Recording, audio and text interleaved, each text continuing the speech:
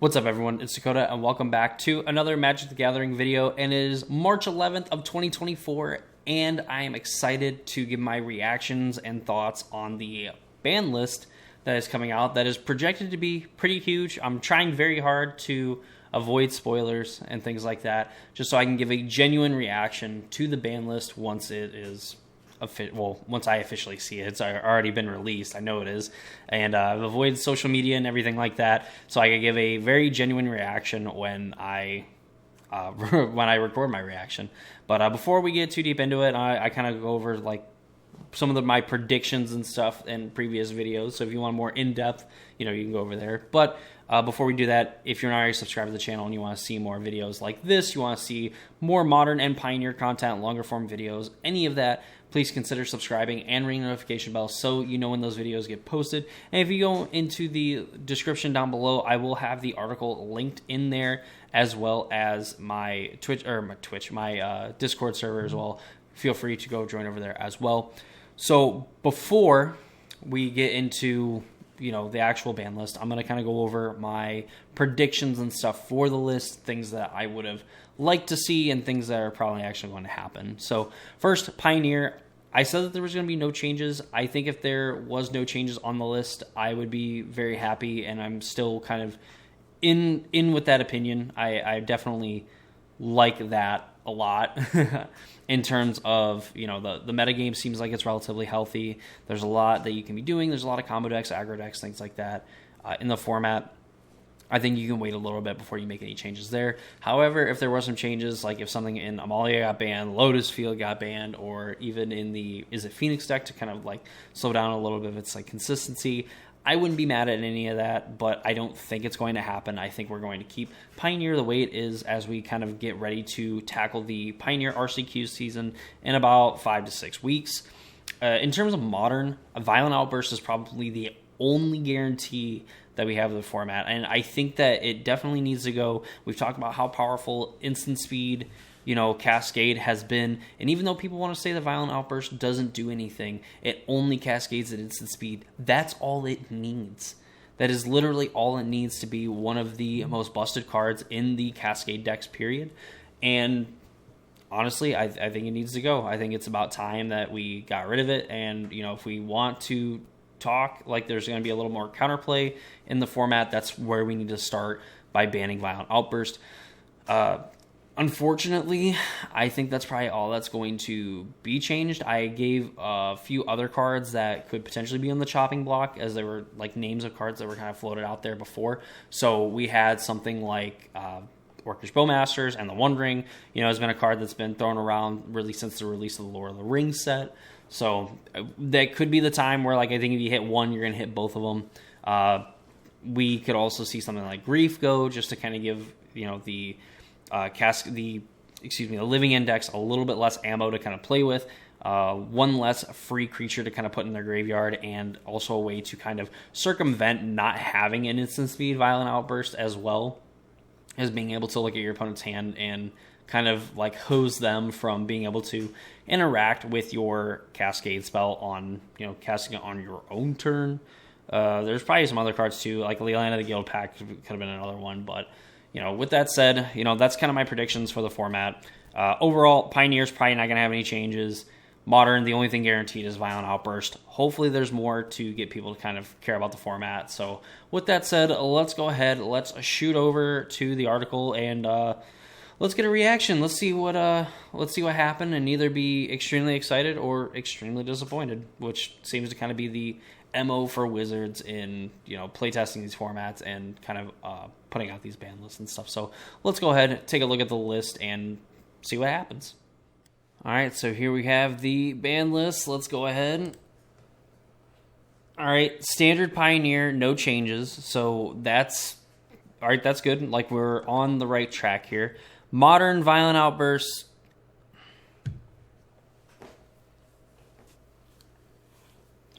Violent Outbursts, nothing else. Legacy, no changes, whatever. Ponder, Unrestricted, and Vintage, no changes in Pauper and Explorer. All right, so another overhyped ban list for essentially nothing. Like I said, getting rid of the obvious in Violent Outburst, changing nothing else is super interesting, considering the fact that we're kind of reaching this point, maybe not necessarily mirrored to the like Hogak situation that we had, a Hogak summer like years ago, where we basically made a bunch of changes because we knew if we banned Hogak that Izzet Phoenix would then be the best deck in the format.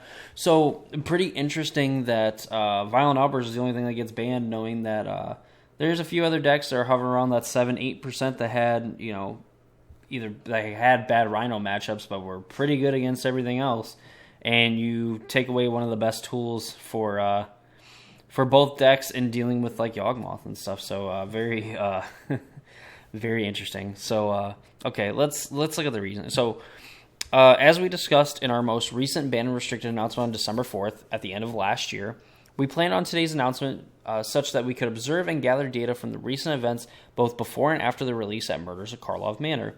Since the beginning of the new year, we've seen nearly a full season of standard regional championship qualifiers, a full season of modern regional championships, and Pioneer Pro Tour at MagicCon Chicago featuring Murders of Karlov Manor. With that information under our belts, we'll dive into the health of each format individually, whether a change has been made or not. Additionally, if you'd like to hear more about our thoughts on these formats, tune into the weekly MTG update Tuesday, March 12th. That's tomorrow if you're reading this the day it's posted. To hear more from Andrew Brown and Dan Musser, which I believe Dan Musser is the person that wrote this article. So, we really don't care. We really don't care about standards. Standards, it seems like it's in a very good place, and I believe them if no changes need to be made here. So I'm good with that. So Pioneer, remember, no changes in the Pioneer format. We predicted that there could be some changes that you can make to make the format a little bit better, but overall, I don't think that they need to be absolutely made right away. So their reasoning. We made a few changes during our last announcement. The goal is setting the stage for a more fun and diverse Pioneer metagame. The Pioneer Pro Tour at MagicCon Chicago has since played on that new stage, and the results were exciting. Which, to remind everyone, there was 5 different decks on the top 8, where there was 2 Phoenix decks, 2 Rakdos Vampires, 2 Lotus Fields, an Amalia combo deck, and Boros Heroic were in the top 8. 2, 4, 6, 8, 10, yeah.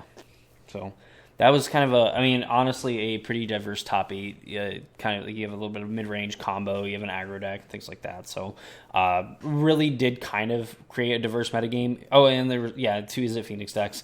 And Izzet Phoenix was the most played deck, put 2 copies in the top 8, and I believe got knocked out in the quarters and semifinals. So, honestly, a pretty good and diverse metagame, all things considered. Recent sets continue to impact the format, with cards printed over the last year appearing in top decks. No More Lies and Deduce and Meticulous Archive in Azorius Control. Amalia as the centerpiece of the namesake combo deck. Picklock Prankster and Sleight of Hand, which for some reason Picklock Prankster doesn't show up. Adding consistency to the Izzet Phoenix deck, which honestly it really didn't need, but I guess, go off, I guess. Archdruid's Charm providing utility in Lotus Field, but the breakout deck of the tournament is a variation of Rakdos Midrange featuring an old friend of ours, Sorin Imperious Bloodlord, with his new best friend, Vein Ripper, which took down the whole event. Congrats to the Channel Fireball team and the winning pilot, Seth Manfield, and the deck's creator, Paul Rietzel. The recently unbanned Smuggler's Copter also made an appearance in the aforementioned Rakdos Vampires deck, as well as Izzet and Soulless. With the new cards impacting the format and a slew of viable strategies, Pioneer is in a great spot for the upcoming regional championship qualifiers beginning in April, which I believe take place, starting April 21st. I believe is the official start date for the Pioneer RCQ season. So something to keep an eye out for. And of note, we're not going to see any changes, I believe, until a month after Thunder Junction. I'm sure it's going to say somewhere at the end of the article when the next BNR we could expect it. But I believe they reserve a month after a new set releases as the ban window for changes in EVA in the format. So Explorer is essentially Arena's Pioneer, and it's okay right now. Basically, everything that's banned in regular Pioneers banned in Explorer, and I guess vice versa too in that sentiment, but whatever. Modern, the card that we expected, Violent Outburst, instant speedway to Cascade, and even though people want to say that this card does nothing, turns out getting to do a broken thing at instant speed is extra busted. Who would have thought? In our previous Modern update, we removed Fury and Up the Beanstalk from the environment. Doing so has returned Rakdos midrange to an acceptable level without deleting it from the metagame entirely. Since then, we've seen Temur Rhinos, Living End, Golgari Yawgmoth, Amulet Titan, Izzet Murktide rise in metagame share. More recently, players have had more success, or had some success, with Leyline Guild Pack for Murders of Karlov Manor and Domain Zoo and Rhino variants featuring Scion of Draco and Leyline Binding, which is essentially like the broken, like you can just make your Rhinos unkillable essentially and force your opponent to deal with a Leyline Binding or Leyline of the Guild Pack, and then have to be able to deal with like Scion of Draco before they can get another Leyline down. Over the past regional championship season, Temur Rhinos has begun to approach previous levels of Rakdos midrange metagame dominance, which I did point out in our prediction video, or at least in some of the videos leading up to kind of this banned and restricted announcement. While we want to preserve Cascade strategies as viable options in Modern, we'd like to remove one of the more powerful aspects of the strategy, namely the ability to cascade into a payoff card at instant speed. Casting Violent Outburst during an opponent's turn reduces a lot of the risk inherent in such a strategy. It allows Cascade players to untap with all their mana open and Rhino tokens or cycling creatures ready to attack. Both decks also include Force Negation, which is a 0 mana on opponent's turn, enabling a streamlined defense of the combo. Violent Outburst is banned. Removing Violent Outburst from the format is necessitate Cascade players to adopt Ardent Plea or Demonic Dread and force them to play in their own turn more often, weakening both Cascade strategies to reduce them to an acceptable level of the metagame share, much like the Fury ban did in Rakdos midrange. So essentially the reason why we thought, just the fact that this at instant speed allows you to cascade into one of your cascade spells. While we know Living End is probably more broken than Crashing Footfalls, we know that just everything around the Crashing Footfalls deck makes it a lot harder to deal with and interact with, especially in the Leyline of the Guild Pack versions where they're just extra hard to deal with, and you waste your own Leyline Binding on a Leyline of the Guild Pack. They still have 12 power in play, or 14 depending on how they cascaded. And just the fact that Violent Outburst gets to be done at instant speed, and you get to have like this counter magic backup, and even to a point where you have Grief as well for in specific cases of the the Living End deck, that you're able to Thoughtseize your opponent for free before deciding if you can go for it or not, and then when the coast is clear, just getting to cascade and then take your opponent's next best card, especially if they didn't have anything to begin with. You just take their 2 best cards, kind of like reminiscent of the Rakdos Evoke decks. Even like what they can do now, and just absolutely just run your opponent over, just force them to like top deck the 1-outer. If they even have 1 out for something like that. So definitely Violent Outburst needed to go. Would have absolutely loved to see something else go from the Modern format, but I guess going after the most played deck and probably the group of most played decks in terms of just like a common strategy of cascading into a kind of broken free spell, or I say free spell, a broken 0-cost spell, I guess is kind of a hit. I don't know if Rhinos in particular, I'm sure that a lot of these decks are going to see a little less play because Violent Outburst is banned. But with Yawgmoth being one of the better decks to play, Demonic Dread, you just need to be able to target it initially. It doesn't matter if it doesn't resolve, so like Yawgmoth being one of the better decks to play, Amulet Titan playing like the Arboreal Grazers and the little Dryad or whatever, they can play extra things, and Murktide getting to play other garbage, like Ragavan and whatever. They're never not going to have targets for something like Demonic Dread. So I think the Living Index have to build a little less from this. I have it a little bit easier just including this in where Violent Outburst was, but definitely still a hit overall. Legacy is slightly changed to checked in, mainly the inclusion of the Broadside Bombardiers, which apparently is a pretty sick looking card, honestly. And both Goblin and Red Prison decks, control combo, tempo decks, in addition of updated red decks, all jockey for position at the top of the metagame, giving players plenty of options to choose from. Orcish Bowmaster has crept into many of the macro strategies featuring Delver Secrets, tempo variants, Sultai Control, and Reanimator.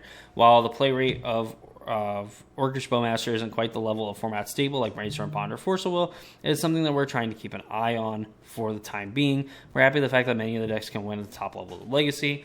Ponder unrestricted in Vintage, and has been restricted since 2008. Little fun fact. So, I mean, that's been like 16 years since it's been restricted, and it gets to come back.